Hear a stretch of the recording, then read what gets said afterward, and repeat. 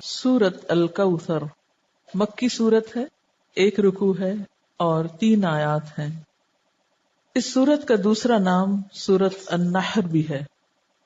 اس کے شان نزول میں ایک روایت آتی ہے، دلائل النبوہ میں ہے کہ جس شخص کی اولاد یعنی بیٹا مر جائے تو عرب اس کو ابتر کہتے تھے۔ ابتر کہتے ہیں جڑ کٹے کو، کہ اس کی نسل ختم ہو گئی۔ جس وقت آپ کے صاحبزادے قاسم یا ابراہیم کا علیہ السلام بچپن میں ہی انتقال ہو گیا تو کفار مکہ نے آپ کو ابتر کہہ کے پکارنا شروع کر دیا یا طعنہ دینے لگے۔ ایسا کہنے والوں میں عاص بن وائل کا نام خاص طور پر ذکر کیا جاتا ہے۔ اس کے سامنے جب آپ کا ذکر کیا جاتا، آپ کی کوئی بات کی جاتی تو نفرت سے کہتا اس کی بات چھوڑ دو، یہ کچھ فکر کرنے کی چیز نہیں، کیونکہ وہ تو ابتر ہے، اس کو ختم ہونے دو، اس کا تو کوئی نام لینے والا بھی باقی نہیں رہے گا۔ جب اس کا اپنا انتقال ہو گیا تو کوئی بھی اس کو یاد نہیں رکھے گا، کیونکہ عربوں کے ہاں بیٹے ایسی چیز تھے جن پر وہ بھروسہ رکھتے تھے اور جنہیں اپنی شان اور عزت کی چیز سمجھتے تھے۔ تو اس پر اللہ تعالیٰ نے آپ پر یہ سورت نازل فرمائی۔ بسم اللہ الرحمن الرحیم، انا اعطیناک الکوثر، بے شک ہم نے آپ کو کوثر عطا کی۔ کوثر کا لفظ کاف تے رے سے ہے، کثرت کے معنی میں۔ اس کے کئی مفہوم بتائے گئے ہیں۔ ایک معنی تو اس کا خیر کثیر سے کیا گیا ہے کہ بہت کثرت سے ملنے والی خیر اور بھلائی، کیونکہ کوثر کے لفظ میں بھی مبالغہ پایا جاتا ہے، اس کا لفظی معنی ہی خیر کثیر بنتا ہے، تو بعض نے اس کو لفظی معنی میں لیا ہے۔ پھر اسی طرح اس سے مراد وہ نہر بھی لی گئی ہے جو جنت میں آپ کو عطا کی جائے گی۔ پھر اسی طرح اس سے مراد وہ حوض بھی ہے جس سے آپ اپنی امت کو پانی پلائیں گے۔ ابن کثیر نے کوثر سے مراد خیر کثیر ہی لیا ہے، کیونکہ خیر کثیر میں پھر ساری چیزیں آ جاتی ہیں، وہ جنت کی نہر بھی آ جاتی ہے، حوض کوثر بھی آ جاتا ہے، اور آپ کو جو فتوحات دنیا میں نصیب ہوئیں، اسلام کا بول بالا ہوا، آپ کا مشن آپ کی زندگی میں مکمل ہوا، یہ تمام چیزیں اس ایک لفظ میں شامل ہو جاتی۔ گویا جتنی نعمتیں آپ کو ملیں ان سب کے لیے ایک جامع لفظ ہے کہ آپ کے دشمن آپ کے بارے میں جو بھی کہیں، لیکن ہم نے آپ کو خیر کثیر عطا کر دی ہے، وہ خیر کثیر جس کا سلسلہ دنیا سے شروع ہو کر آخرت تک جاتا ہے، یعنی صرف آخرت میں نہیں، دنیا میں بھی آپ کو خیر کثیر عطا ہوئی۔ اس کے بارے میں کچھ احادیث بھی ہیں۔ حضرت انس کہتے ہیں کہ ایک روز آپ صلی اللہ علیہ وسلم مسجد میں ہمارے درمیان تھے، اچانک آپ پر ایک قسم کی نیند یا بے ہوشی سی طاری ہوئی، پھر ہنستے ہوئے آپ نے سر مبارک اٹھایا۔ ہم نے پوچھا، اے اللہ کے رسول صلی اللہ علیہ وسلم، آپ کے ہنسنے کا سبب کیا ہے؟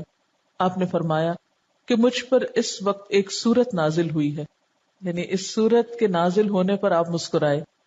پھر آپ نے بسم اللہ کے ساتھ یہ سورت کوثر پڑھ کر سنائی۔ پھر فرمایا، تم جانتے ہو کوثر کیا چیز ہے؟ ہم نے کہا اللہ و رسولہ عالم۔ آپ نے فرمایا یہ ایک نہر ہے جس کا میرے رب نے مجھ سے وعدہ فرمایا ہے، جس میں خیر کثیر ہے، اور وہ حوض ہے جس پر میری امت قیامت کے روز پانی پینے کے لیے آئے گی۔ اس کے پانی کے پینے کے برتن آسمان کے ستاروں کی تعداد میں ہوں گے۔ اس وقت بعض لوگوں کو فرشتے حوض سے ہٹا دیں گے تو میں کہوں گا میرے پروردگار یہ تو میری امت ہے۔ اللہ تعالیٰ فرمائے گا آپ نہیں جانتے کہ ان لوگوں نے آپ کے بعد کیسا دین اختیار کیا، یعنی نام آپ کا لیتے تھے لیکن طریقے آپ والے نہیں تھے۔ بہرحال اس نہر کے بارے میں معراج کے واقعے میں بھی کچھ تفصیلات ملتی ہیں۔ بخاری کی روایت ہے، آپ صلی اللہ علیہ وسلم نے معراج کے واقعے میں فرمایا، میں ایک نہر پہ پہنچا جس کے دونوں کناروں پر خولدار موتیوں کے ڈیرے لگے تھے۔ میں نے جبریل سے پوچھا یہ نہر کیا ہے؟ اس نے جواب دیا یہ کوثر ہے۔ یعنی آپ کو معراج کے سفر پر وہ نہر دکھائی گئی جس میں پانی بہ رہا تھا یا جو بھی چیز، مگر اس کے کناروں کے اوپر خولدار موتی تھے۔ سیدنا ابو عبیدہ نے حضرت عائشہ سے پوچھا کہ کوثر سے کیا مراد ہے؟ انہوں نے کہا کوثر سے ہر وہ بھلائی مراد ہے جو اللہ نے آپ کو عطا کی۔ ابو بشیر کہتے ہیں کہ میں نے سعید بن جبیر سے کہا، یعنی مختلف لوگ اس کے بارے میں سوال جواب کرتے رہے، کہ لوگ کہتے ہیں کہ کوثر جنت میں ایک نہر کا نام ہے. سعید نے جواب دیا جنت والی نہر بھی اس بھلائی میں داخل ہے جو اللہ نے آپ کو عطا کی ہے. گویا مختلف آراء ہیں اس بارے میں، لیکن حقیقت یہ ہے کہ اس میں وہ تمام بھلائیاں شامل ہیں جو اللہ سبحانہ وتعالی نے رسول اللہ صلی اللہ علیہ وسلم کو عطا کی. آخرت کی بھلائیوں کے علاوہ دنیا کی بھلائیاں اگر آپ دیکھیے جن کا ذکر اور پھر اس سے پہلے بھی والضحى واللیل اذا سجا ما ودعك ربك وما قلى وللآخرة خیر لك من الأولى ولسوف يعطيك ربك فترضى. تو یہ جو ہے وَلَسَوْفَ يُعْطِيكَ رَبُّكَ فَتَرْضَى یہ بھی اسی خیر کثیر میں شامل ہے. پھر اسی طرح أَلَمْ نَشْرَحْ لَكَ صَدْرَكَ وَوَضَعْنَا عَنْكَ وِزْرَكَ الَّذِي أَنْقَضَ ظَهْرَكَ وَرَفَعْنَا لَكَ ذِكْرَكَ یہ بھی خیر کثیر میں شامل ہے جو آپ صلی اللہ علیہ وسلم کو عطا ہوا. آپ کو قرآن جیسی نعمت دی گئی اور صحابہ کرام جیسے مخلص ترین ساتھی عطا ہوئے جنہوں نے اپنی جانیں قربان کر کے اس مشن کو پروان چڑھایا جو آپ اللہ کی طرف سے لے کر آئے تھے. اب بات یہ ہے کہ جب بھی کسی کو کوئی نعمت ملے تو اسے کیا کرنا چاہیے؟ اس کا حق ادا کرنا چاہیے. اور کسی نعمت کا حق کب ادا ہوتا ہے؟ جب انسان اللہ کی مرضی اور اطاعت کے کام کرتا ہے. اس لیے فرمایا فَصَلِّ لِرَبِّكَ وَانْحَرْ پس نماز پڑھیے اپنے رب کے لیے اور قربانی کیجیے. اس سے ایک بہت بڑے سوال کا جواب ملتا ہے کہ اللہ کا شکر کیسے ادا کیا جائے. آپ کو بھی خیر کثیر مل رہی ہے قرآن کی نعمت، تو اس کے شکرانے کے لیے بھی خاص نوافل پڑھنے ہیں، ٹھیک ہے، اور اس کے ساتھ صدقہ بھی کرنا ہے کیونکہ اسی طرح شکرانہ ادا کیا جاتا ہے. ایک طرف بندہ اللہ کا حق نہ بھولے اور دوسری طرف بندوں کا نہ بھولے. عام طور پر اس موقع پر خوشی منائی جاتی ہے اور پھر خوشی منانے میں سب کچھ اپنے اوپر ہی خرچ کر لیا جاتا ہے.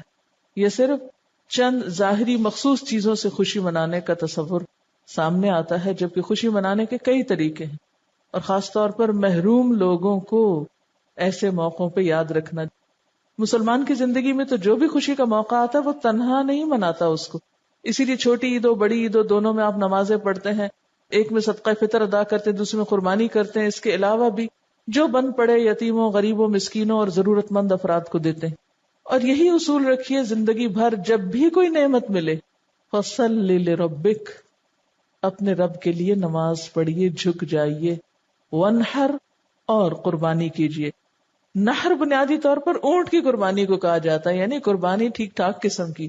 اونٹ سب سے بڑا جانور ہے نا، تو اپنی حیثیت کے مطابق جو بھی اللہ توفیق دے. اسی لیے کہا جاتا ہے کہ حضرت عبداللہ بن عمر نے شاید سورۃ البقرہ کے خاتمے پر 7 اونٹ ذبح کیے تھے.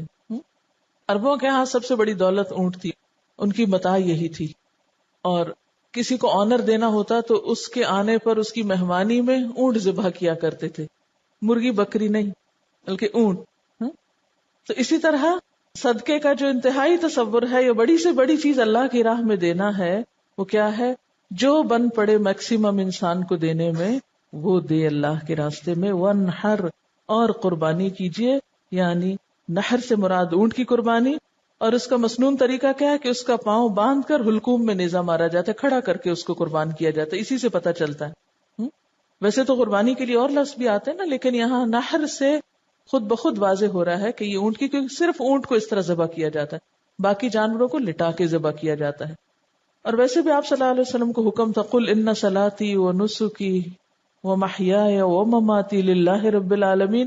تو فَصَلِّ لِرَبِّكَ دکھاوے کی نماز نہیں، وہ جو پچھلی صورت میں آئی ہے الَّذِينَ هُمْ يُرَاءُونَ وَيَمْنَعُونَ الْمَاعُونَ. ایک تو اپنے اندر کے حرص اور بخل ختم کرنے ہیں، اور دوسری طرف دکھاوے کی نماز نہیں، فَصَلِّ لِرَبِّكَ کرنی ہے. وَانْحَرْ اور قربانی بھی اپنے رب کے لیے کرنی ہے. نتیجہ کیا نکلے گا؟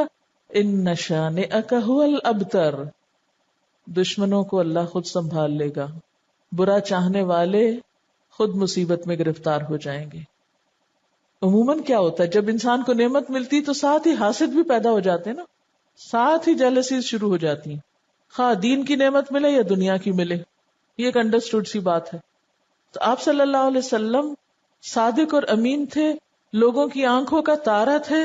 جب سے آپ کو نبوت ملی ابو جہل ابو لہب ناراض ہو گئے، ساری حمایتوں سے دستکش ہو گئے، اپنے ہی خاندان کے لوگ مخالف اور دشمن ہو گئے، ادھر اہل کتاب دشمن بن گئے. ہاں؟ ان کو کیا ہوا؟ وہ تو اتنے انتظار میں تھے. ان کو بھی حسد مار گیا کہ ہمارے قبیلے سے کیوں نہیں آئے، ہماری بنی اسرائیل میں سے کیوں نہیں آپ نکلے. تو یہ شیطان انسان کو چھوٹی چھوٹی چیزوں میں آ کے الجھا دیتا ہے، معمولی معمولی چیزوں کو انا کا مسئلہ بنا کر انسان کو حق سے دور کر دیتا ہے. تو ایسے موقعوں پر انسان کو پرواہ نہیں کرنی چاہیے. اللہ جو بھی نعمت عطا کرے خیر کثیر پھر دین ہی کے کانٹیکسٹ میں ہے، کیونکہ آپ صلی اللہ علیہ وسلم کو تو سب سے بڑا انعام خاتم النبیین ہونے کا آنر ملا تھا، اور آپ پر دین مکمل ہوا تھا، سب سے بہترین کتاب آپ پر اتاری گئی تھی. تو یہ سب کچھ خیر کثیر میں آتا ہے، آپ کے آنر میں یہ سب کچھ. تو آپ کو ان سب چیزوں کا شکرانہ ادا کرنے کے لیے نماز اور قربانی کی طرف متوجہ کیا جا رہا ہے، اور دشمنوں کے حسد سے بچنے کا بھی بہترین طریقہ ہے. جہاں دیکھیں کوئی شخص بہت مخالفت کر رہا ہے اور مخالفت کی وجہ آپ کو پتہ چل رہی ہو کہ حسد ہے، کچھ بھی نہیں اور وجہ کوئی دلیل نہیں، اس کے پاس صرف جیلس ہے، تو ایسی صورت میں کیا کریں؟ 2 نفل پڑھ کے اللہ سے مدد مانگے. کسی قسم کی پریشانی کی ضرورت نہیں، اللہ کے حضور جھک جائیں، دعا کریں. نمبر 2، صدقہ خیرات کریں. یہ 2 طریقے دنیا میں انسان کو پروٹیکٹ کرتے ہیں. وَاسْتَعِینُوا بِالصَّبْرِ وَالصَّلَاةِ، اور دوسری طرف صدقہ اللہ کے غضب کو ٹھنڈا کرتا ہے اور انسان کو آفات سے بچاتا ہے. اور نماز کے اندر پھر دعا بھی شامل ہے. ادھر سے مصیبت اتر رہی ہوتی ہے، ادھر سے دعا اٹھ رہی ہوتی ہے، جو بھاری ہو وہ دوسرے پہ غالب آ جاتی ہے. فرمایا ان شانئک ھو الابتر، تیرا دشمن جڑ کٹا ہو جائے گا، اس کا کوئی نام لیوا باقی نہ رہے گا. شانع کہتے ہیں بغض رکھنے والے دشمن کو، عیب لگانے والے کو. شنآن قوم پیچھے لفظ آپ پڑھ چکے ہیں، اسی روٹ سے ہے. ایسا دشمن جو بدخواہ بھی ہو اور کینہ پرور بھی ہو، عداوت بھی رکھتا ہو، بغض بھی رکھتا ہو. اور یہ دشمنی کا تیسرا اور انتہائی درجہ ہوتا ہے. قریش مکہ آپ کے ایسے ہی دشمن بن گئے تھے، تو اس لیے آپ صلی اللہ علیہ وسلم کو تسلی دی جا رہی ہے، آپ کا نام بلند رہے گا. وَرَفَعْنَا لَكَ ذِكْرَكَ، اور آپ کے دشمن جڑ کٹے ہو جائیں گے. اور یہ حقیقت ہے، آج دیکھیں ہر نماز میں، ہر اذان میں دنیا کے اربوں خربوں مسلمان دن میں کئی دفعہ آپ کا نام سنتے ہیں، پڑھتے ہیں، درود شریف پڑھتے ہیں آپ پر. ایک دن میں پوری دنیا کے مسلمانوں کے درود شریف کو آپ جمع کر لیں، اگر ویسے بھول بھی جائیں تو نمازوں میں ہی جو درود شریف ہے تو کتنا آپ کا نام لیا جاتا ہے، کتنا آپ کا ذکر خیر کیا جاتا ہے، کیسی کیسی آپ کی تعریف ہوتی ہے. اور یہ سلسلہ قیامت تک چلتا ہی جائے گا، بڑھتا ہی جائے گا. یعنی آپ کے دور میں جتنے لوگ آپ کا نام لینے والے تھے اس سے اب تعداد میں کتنے زیادہ ہیں جو آپ کا نام لینے والے ہیں. اور پھر قیامت کے دن بھی اللہ تعالیٰ آپ کو مقام محمود عطا کرے گا، جب ساری مخلوق کی زبان پہ آپ کی تعریف جاری ہو جائے گی. اور آپ کے دشمنوں کو کیا ہاتھ آیا؟ جب تک تاریخ کی کتاب اٹھا کے نہ دیکھیں نہیں پتا چلتا عاص بن وائل کون ہے، نہیں پتا چلتا ابو جہل کا نام کیا تھا اور ابو لہب کا نام کیا تھا اور وہ کیا کرتے تھے اور ان کا کیا معاملہ اور قصہ تھا، عام لوگوں کو نہیں پتا.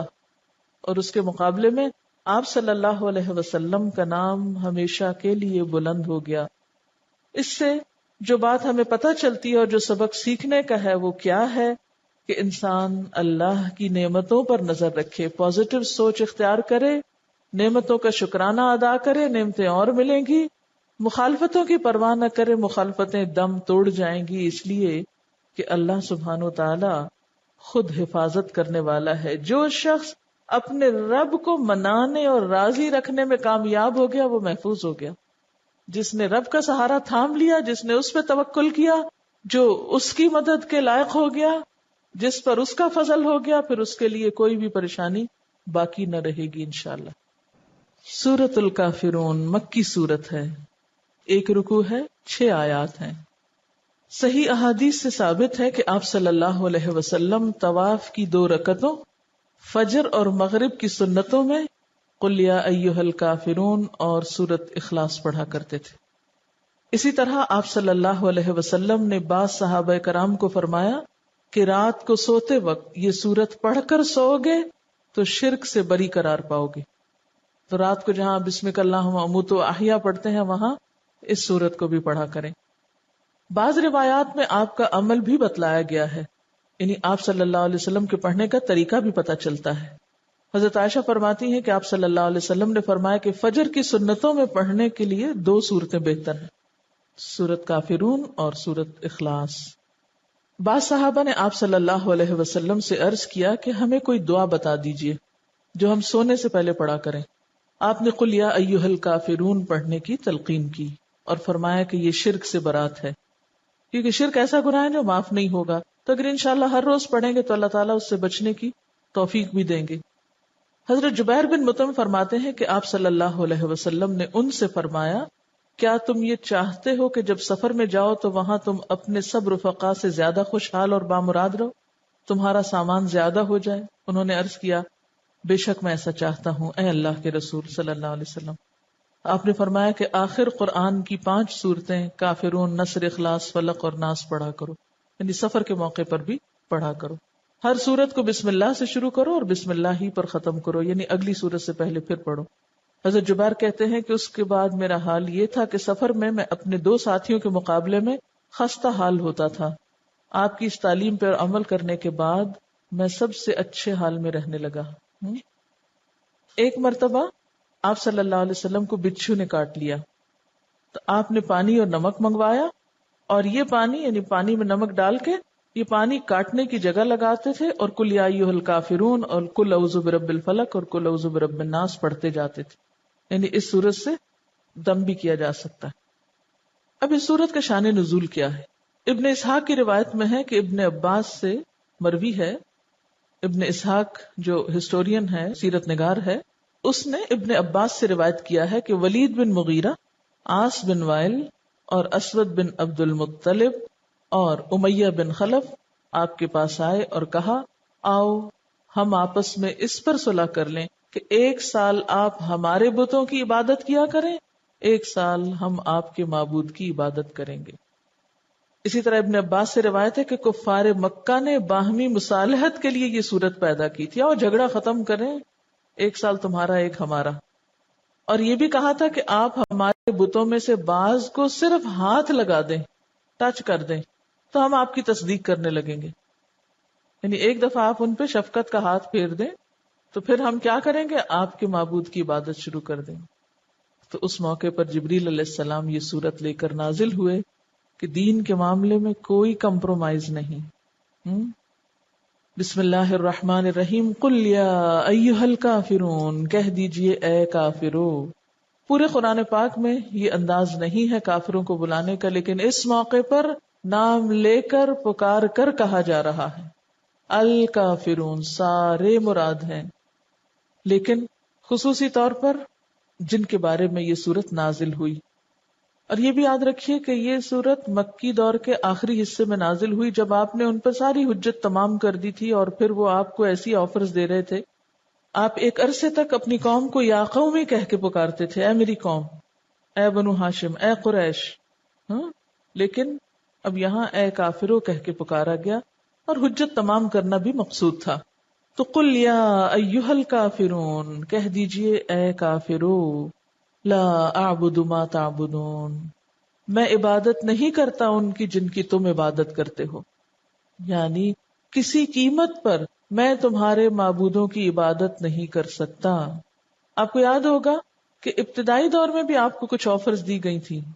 جب ابو طالب زندہ تھے، کفار مکہ میں سے کچھ سردار آ کر یہ آفر کر رہے تھے آپ صلی اللہ علیہ وسلم کو کہ آپ چاہیں تو آپ کے قدموں میں جتنی چاہیں دولت لا کے ڈھیر کر دیتے ہیں، جس لڑکی سے چاہیں شادی کر دیتے ہیں، مکہ کا سردار بننا چاہتے ہیں تو وہ بنا لیتے ہیں، لیکن ہمارے معبودوں کی توہین نہ کرو، ان کو کچھ نہ کہا کرو، لا مت کہو، الا اللہ کہتے رہو لیکن لا مت کہو، ان کو کچھ نہ کہو۔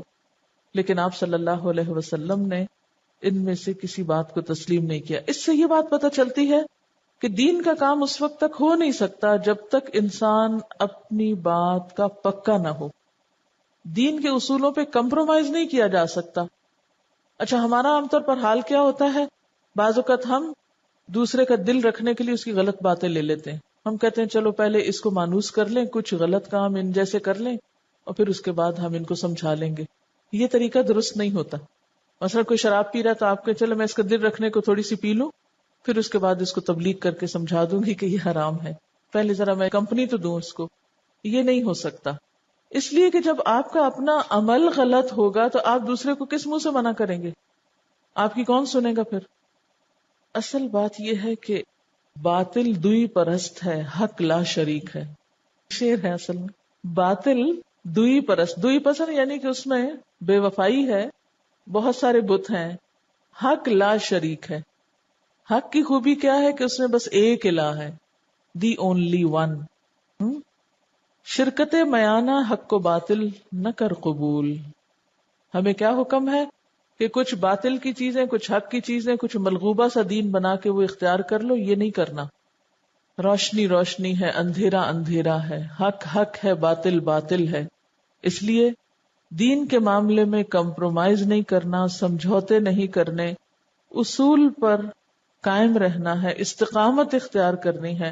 اور خصوصاً عقیدے کے معاملے میں، توحید کے معاملے میں کسی قسم کی کوئی مداہنت نہیں برتنی. قل یا ایھا الکافرون لا اعبد ما تعبدون، میں نہیں عبادت کرتا جن کی تم عبادت کرتے ہو. ولا انتم عابدون ما اعبد، اور نہ تم عبادت کرنے والے ہو جس کی میں عبادت کرتا ہوں. ولا انا، اور نہ میں عابدن عبادت کرنے والا ہوں، ما عبدتم جن کی تم نے عبادت کی. اب دیکھیے یہاں ایک دفعہ مضارع کا صیغہ ہے اور دوسری دفعہ فاعل کے وزن پر آ رہا ہے. ایک دفعہ عابدو ہے، دوسری دفعہ عابدن ہے. یعنی نہ کی ہے، نہ کروں گا اور نہ کرنے والا ہوں. مجھ سے تم پوری طرح مایوس ہو جاؤ، یہ نہیں ہو سکتا. یعنی ایک ہی بات کو مختلف انداز میں کہا گیا ہے، مختلف پیرایوں میں بیان کیا گیا ہے کہ ہر طرح کا شک دور کر لو. کسی بھی شکل میں، کسی بھی طور پر کوئی کمپرومائز نہیں ہو سکتا. ولا انا عابد ما عبدتم ولا انتم عابدون ما اعبد، اور نہ تم عبادت کرنے والے ہو جس کی میں عبادت کرتا ہوں. لکم دینکم ولی دین، تمہارے لیے تمہارا دین اور میرے لیے میرا دین. جیسے ایک اور جگہ پر آتا ہے نا، لنا اعمالنا ولکم اعمالکم، کیونکہ یہ دو راستے اکٹھے نہیں ہو سکتے، ایک جیسے نہیں. یہ دو نظریے جمع نہیں ہو سکتے. وما امروا الا ليعبدوا الله مخلصین لہ الدین، وہاں تو اللہ کے سوا کسی کی عبادت کا بھی حکم نہیں، خواہ وہ ریاکاری ہی کی قسم کیوں نہ ہو. اس لیے کہ دونوں کی سوچ فرق، دونوں کا طرز زندگی فرق اور دونوں کا انجام فرق. یہ کہاں اکٹھے ہو سکتے ہیں؟ یہ تو زمین اور آسمان ہے. یہ تو مشرق و مغرب جتنی دوری رکھتے ہیں آپس میں. دونوں ایک دوسرے کے بالکل اپوزٹ ہیں. بسم اللہ الرحمن الرحیم. قل یا ایھا الکافرون لا اعبد ما تعبدون ولا انتم عابدون ما اعبد ولا انا عابد ما عبدتم ولا انتم عابدون ما اعبد لکم دینکم ولی دین. پاک اور ناپاک ایک جیسے نہیں ہوتے، مسلم اور مجرم فرق ہوتے ہیں. دین پڑھے ہوئے اور نہ پڑھے ہوئوں کی زندگی مختلف ہوا کرتی ہے. جاننے والے اور نہ جاننے والے برابر نہیں ہوتے. نیکی اور برائی ایک نہیں ہوتی. افنجعل المسلمین کالمجرمین ما لکم کیف تحکمون. اس لیے قرآن پڑھنے کے بعد وہ میزان ہاتھ آتی ہے، وہ معیار ہاتھ آتا ہے جو نہ پڑھنے والوں کے پاس نہیں ہوتا. اس لیے عقائد میں، عبادات میں، اخلاق میں، معاملات میں لازمی طور پہ فرق آنا چاہیے، اور اگر فرق نہیں آیا تو گویا کچھ بھی نہیں پڑا. اللہ اکبر اللہ اکبر لا الہ الا اللہ واللہ اکبر اللہ اکبر وللہ الحمد. سورۃ النصر مدنی صورت ہے، 1 رکوع ہے، 3 آیات ہیں۔